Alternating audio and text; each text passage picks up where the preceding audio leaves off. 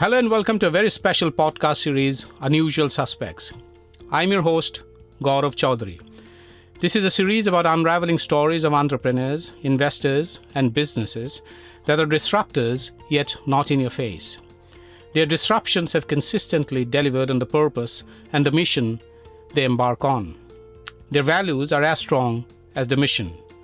While they're ruthless in pursuing their ambition, they don't stray from being leaders who are not just admired for the vision and relentless pursuit, but also for how they're building an ecosystem of believers who can consistently push the boundaries.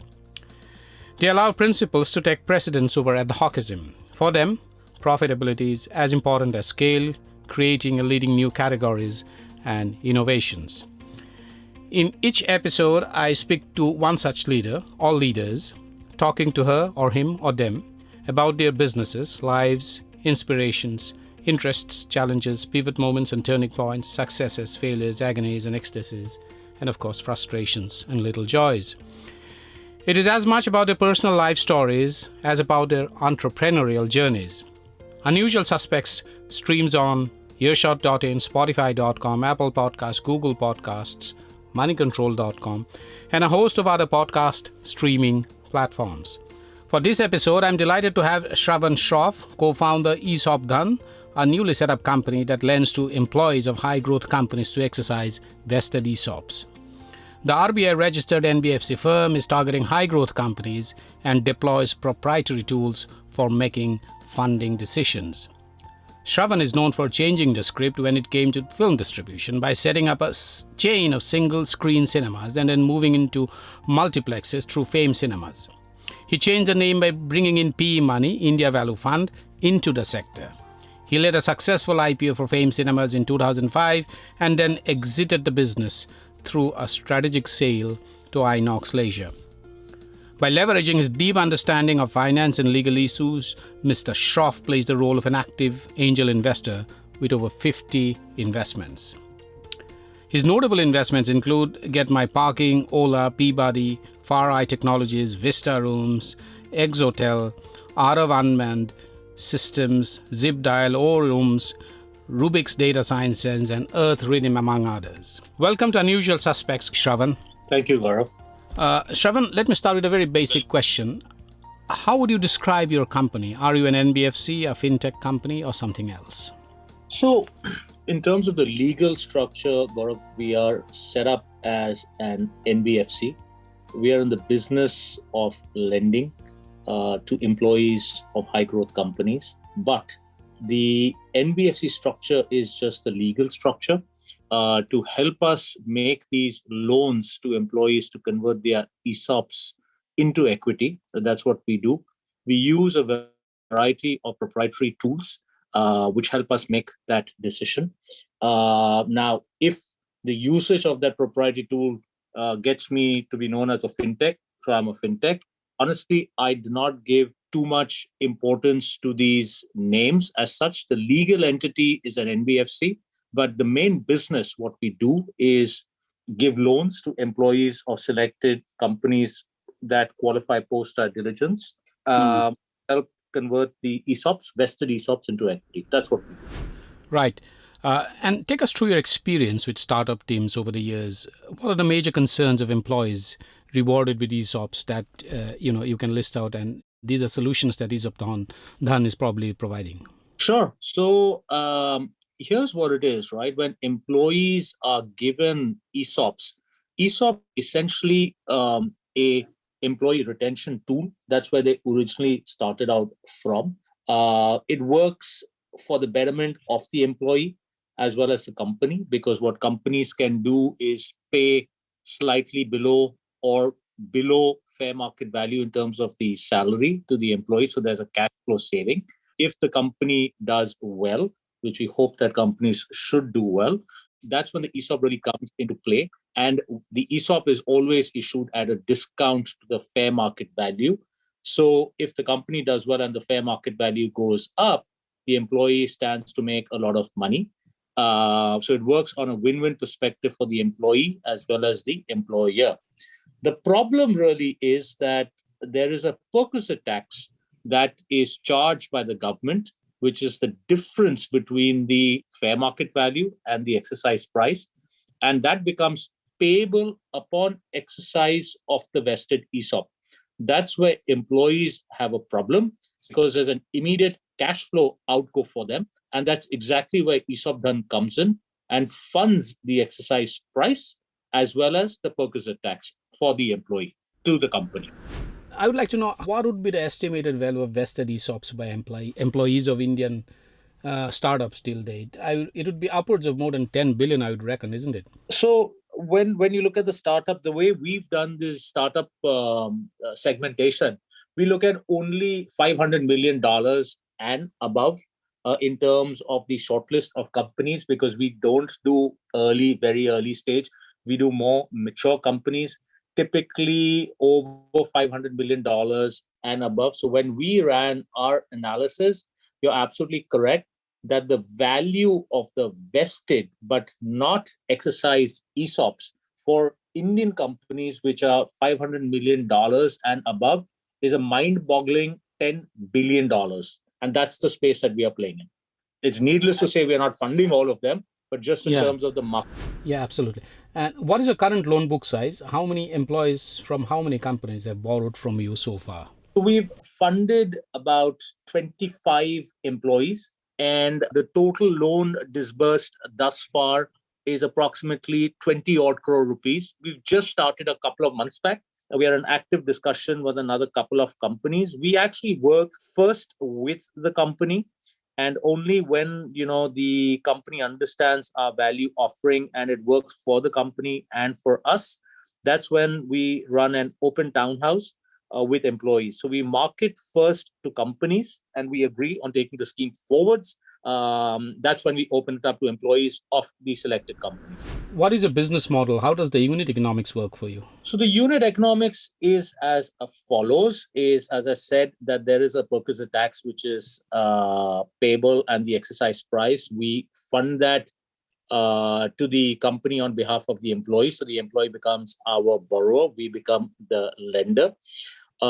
We do not take any collateral apart from the converted equity. So there is no other collateral that the employee needs to pay. That's point number one. There is a coupon that accrues on the debt, but is not paid. So there's no cash flow impact. It's paid only upon the closure of the loan. It's interesting to state that we do not charge a compound interest on the loan. We charge only a simple interest on the loan. And apart from that, every year that the loan is outstanding, we take a small percentage of the converted equity of the employee as part of the loan fee. So the loan fee is made out in two parts. Essentially, it's the interest, which accrues but is not cash paid out. It's cash paid out only at the end, and a small portion of the converted equity for every year that the loan is outstanding. That's the model. And once the employee pays off the loan, what happens to the converted equity? So that converted equity, the portion that accrues to us is ours, and the portion that doesn't accrue to us, that's the employees, and the employee can do whatever the employee wants to do with that equity. So in that case, if I understand right, in some companies, you will end up owning stakes in those companies, howsoever small those might be. Absolutely correct. And from a company perspective, what we do is we don't really want to vote on those shares. We are only interested on the economic value of those shares, but not on the voting of those shares. So when we onboard the company, all the voting on howsoever the small equity might be, the voting is always done in conjunction with the promoter of that company. And how do you go about selecting the companies with who you are going to do business with, say, or whose employees you are going to fund? Is it on the prospects of the startup? Is it because, if you end up owning stakes in those companies, howsoever small might be, and you are more interested in the economic value, then clearly prospects as you see it of those companies going to be a very key determinant, isn't it? Absolutely correct. So what we essentially do, our essential filter, as I said, is $500 million and above, point number one. That's one filter. Another filter that we use is the management team, the people who have funded the business. But the most important thing really that we look at is that essentially, are these businesses which we want to own equity in, howsoever small the equity is, and are these companies on the path to profitability, or are they only cash burn businesses? We don't like businesses that have no viable business model. We like businesses which are essentially in the SaaS space. Even if they lose money, that's fine, because businesses don't make money from day number one. But what we like and what we look for is that the fact is that, is there revenue subscription? Is there revenue which is coming in? How does that revenue come in? And when does that revenue become more than the expenses of the company? And is there a real need that the company is solving? So you have to think about us not as you would think about a lender. You have to think about us is a lender that understands and wants to understand the equity value of that business. That's right. And also, I just wanted to know your views on the current taxation regime for ESOPs. Do you think that works as a disincentive for employees? What are the changes you would recommend for the existing ESOP tax structure in India? Here's what I have learned to do, Gaurav, in my life. Okay, I have learned not to look at what the government should be doing, because it's such a fluid angle. Okay, our business model is currently made in terms of where the gap or where the real need for employees is, because employees don't tend to, given the fact that it's an immediate cash flow impact for them, they tend not to exercise that ESOP. The problem is when they don't exercise that, do not exercise that vested ESOP, and the fair market value grows. What happens to the employee is that whenever the employee exercises, and if the fair market value has grown, the tax incident actually increases, right? Because the delta increases, the difference increases between the fair market value and the exercise price. Now, if the government changes the rules, we'll tweak our business model. But we can't be looking at what the government may or may not do, because the government knows best what's on how tax regulations work. We work within the environment of the current tax regulation. What we do is we tell the employees that, listen, if you believe the fact that the fair market value is going to go up, take the money from us, because you can cap out your tax outgo. Point number one. Point number two is that you are sitting on ESOPs. You can't monetize ESOPs. Okay, they aren't a tradable entity or a tradable commodity. But when those ESOPs are converted to equity shares, you can sell those equity shares and you can monetize them. So currently, you are asset rich and cash poor. Actually, you're quasi asset rich, because your asset is not a real asset. You got to convert it to a real asset by taking our help or taking somebody else's help to convert that ESOP into equity. And then you can get cash from that equity if you want to sell that equity in the market. So that's what we do. And what's your view about buybacks of ESOPs? Which we have seen some very successful buybacks in recent times in the Indian startup universe. What's your view? Yeah, so again, it's to each as its own. Somehow or the other, there might be equity, there might be ESOP buybacks. That's fine. But remember that when a buyback happens, what a company does is buys back the ESOP from the employee, so the employee makes money, but the upside for the employees is totally capped and gone, right?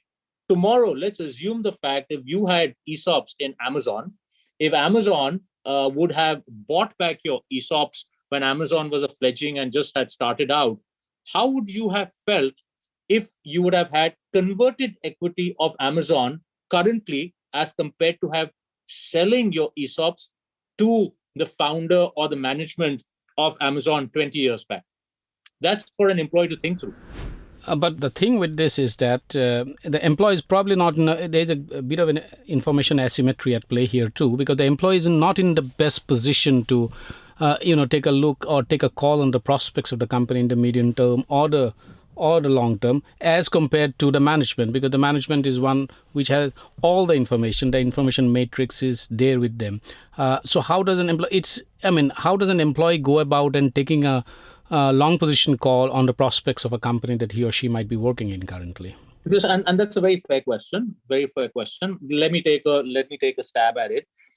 I believe that uh, evolved employers and evolved employees should share a very transparent and open relationship, because at the end of the day, monetarily satisfied employee is very valuable to a company, right? So I would actually tend to look at the fact that an employer should be extremely transparent as compared to buying back those ESOPs. I don't believe the fact that employers buy back ESOPs because they do not want to be transparent is just a tool to reward employees, and say the fact that, listen, we are willing to buy back your ESOPs, you're going to make so much money, right? But if an employer is open about the prospects of the company, and an employee wants to understand the prospects of the company, because remember, in the world, at the end of the day, equity is one of the biggest tools to make money, right? You don't really make a lot of money by cash coming into your bank in terms of a salary. It's only the compounding effect of that equity that really makes you a lot of money.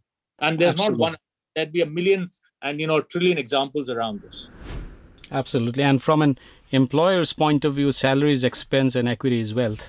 And it is wealth that the employer is actually sharing with the employer. So I think that understanding needs to be articulated as clearly as possible between both sides, people from both sides of the fence, isn't it? But what we're seeing right now is that because there is no information asymmetry, given the fact that there's so many technologies about, there's the internet, there's chat GPT, there's, social media and everything else rolled into one. So there's not much information asymmetry that happens. So, and as I said, I don't really believe that employers are buying back the equity because they want to cheat an employee. That's not the case at all. It's actually giving them a reward. But it would be better if employees take their own view that, listen, would I rather tender those ESOPs, or should I tender none of the ESOPs? Or maybe let me tender 50% of those ESOPs and retain the balance 50 and get it converted, right? So it really depends on, an employee's perspective also. How much does he require the cash today? How much does he or she require the cash? Or how much does the employee want to retain all or part of that converted equity, of that converted ESOP? Right, Shravan. And finally, on ESOPDhan itself, ESOPDhan might be legally structured as an NBFC, as you said in one of the responses to one of the questions. But eventually, it is chasing the economic value of startups that it feels are extremely promising, or companies that it feels are extremely promising. And it's only interested in companies with a minimum 500 million valuation and upwards. Now, what next for ESOPDhan? ESOPDhan in itself, as a startup entity in itself, is there a pivot moment that is going to come through? Is there an exit strategy? What is it next in the ESOPDhan, in the ESOPDhan growth path? So ESOPDhan is set up by two of us. It's myself and another angel investor called Nitin Agarwal, who I've met through my early stage investing journey. Both of us own ESOPDhan equally. Again, Nitin has very, very deep startup knowledge. That's how we came together, because we saw this, gap in the market, etc. In terms of what's the long-term play for ESOPDhan, we want to grow our loan book to at least 500 crores to start with. We want to back companies. We want to, go after companies and employees of companies that we want to own equity in. We really do not, haven't really crystallized our plans that what's next. We believe the fact that we have a good business model. There's a need of the hour, because the more and more people we speak to, they're more than happy and willing to talk to us. I guess what's next for ESOPDhan, to answer your question directly, is really going to come down to how our performance is. If our performance is good, I'm sure there will be possibly some private equity interest and so on and so forth. I don't know. It's basically only performance talks, right? Nothing else in the world. Everything else is just noise. I guess it's only performance that talks, and only when we're able to have a larger loan book and a few more interesting investments which have got us, which have made us good money, I guess that's really be able to crystallize what's next to us. We are right now keeping our head down. We believe that we are on a good trajectory. There's a need of the hour. We are basically toiling away, analyzing, doing things what we need to do. And hopefully the fruits of our labor should play out. That's the way I look at it. And finally, what's next for you individually in the investment space? No, all of everything that I do currently is around ESOPDhan. I'm not doing any individual angel investments, etc. Both Nitin and I are fully committed to growing ESOPDhan, because when you have a baby, you got to give everything to your baby, right? You can't be looking at different things at different times, right? We are both committed to growing this baby because we believe the fact that this baby can go out and compete in the Olympics. So that's what it is. Right. Thank you so much, Shravan, for taking the time out and dropping by to have this conversation. Thank you, Gaurav. And sharing your deep insights on the universe of ESOPs, the landscape of ESOPs, the taxation regime, and also the plan ahead for ESOPDhan. Thank you so much, Shravan. Thank you so much. Thank you. Bye-bye. Take care.